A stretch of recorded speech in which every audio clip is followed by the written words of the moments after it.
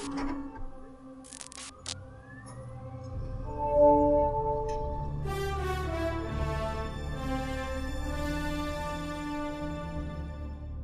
Helldivers, and welcome to this report from the Super Earth Equipment Testing Division. The Galactic War has just gained a new front with the return of the Illuminate, following their crushing defeat at the hands of the Helldivers 100 years ago.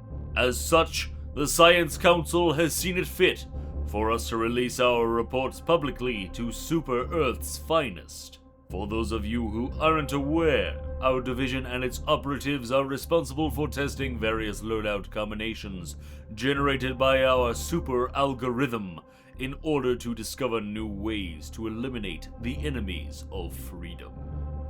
This report will cover a loadout including standard issue B-01 tactical armor, the SG-8S Slugger shotgun, the P2 Peacemaker pistol, and the G-23 stun grenade.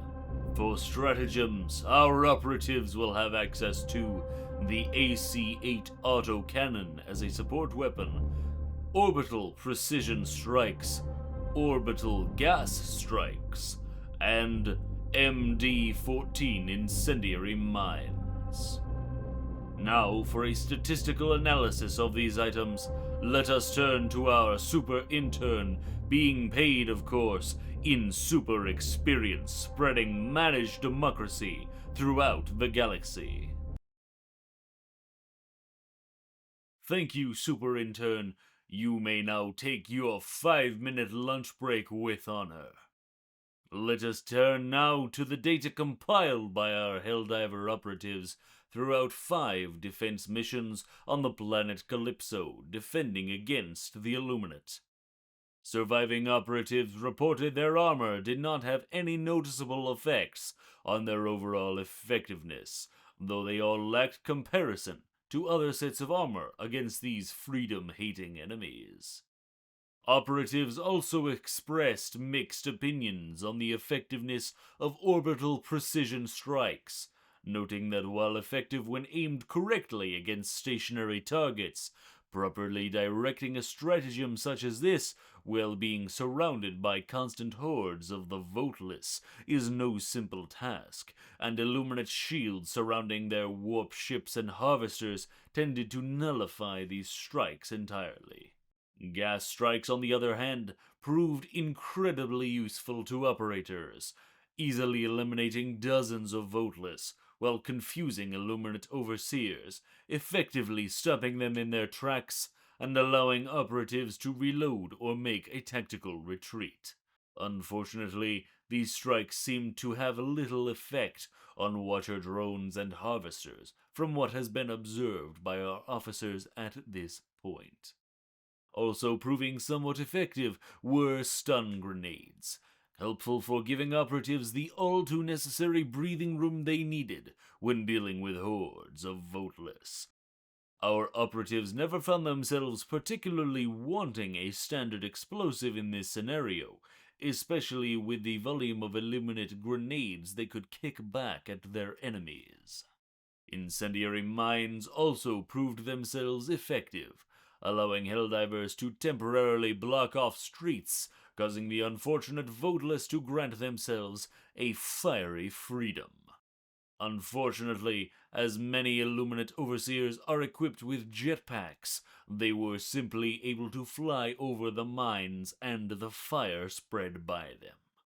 This caused a few of our operatives to speculate that the gas mines that were recently tested may prove to be the most useful form of area denial against this renewed enemy. As for weaponry, our operatives found themselves wishing for fully automatic options.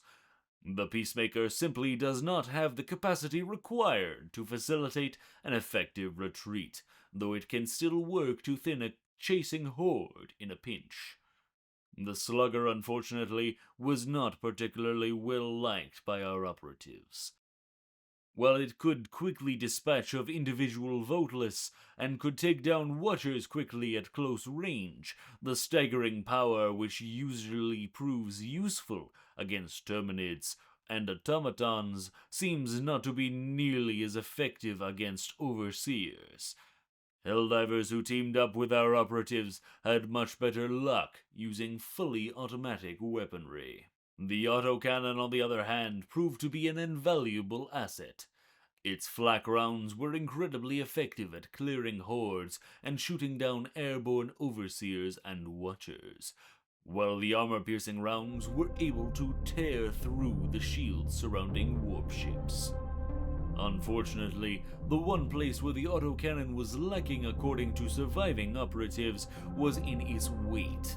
This made it challenging to effectively aim armor-piercing rounds at targets such as harvesters and overseers in chaotic situations.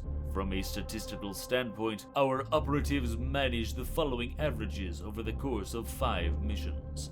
An average kill count of 193, an average accuracy of 60.18%. Approximately 2 of our operatives died per mission on average, and an average of 1 accidental non-target was killed per mission. As of this report, these are also average overall numbers for Illuminate missions from our division, which of course will change as we continue to assist in combating this threat. We will wrap up this report by going over the ease score for this equipment combination. In regards to operator enjoyment, surviving Helldivers gave an average rating of 5 out of 10. The mediocre performance of the Slugger and Peacemaker in this scenario really brought down the rating for Helldivers, though they expressed intense enjoyment towards the efficiency of gas strikes. From an overall effectiveness standpoint, our analysts give it a rating of 4 out of 10. This score was greatly dragged down by weapon performance, as with the operator enjoyment factor, alongside the less than effective nature of the precision strike in these mission scenarios. The efficiency of the autocannon and the gas strike once again made up some ground, however. And from the perspective of team synergy, operatives gave an average rating of 5 out of 10. The equipment selection on offer didn't particularly help or harm the team dynamic of fire teams, including our operatives. This leaves the loadout covered in this report with an EES score against the Illuminate of 14 out of 30. The division would not recommend this exact equipment combination when combating the Illuminate threat. This concludes the first public report from the Super Earth Equipment Testing Division. Until next time, dive well, and long live democracy.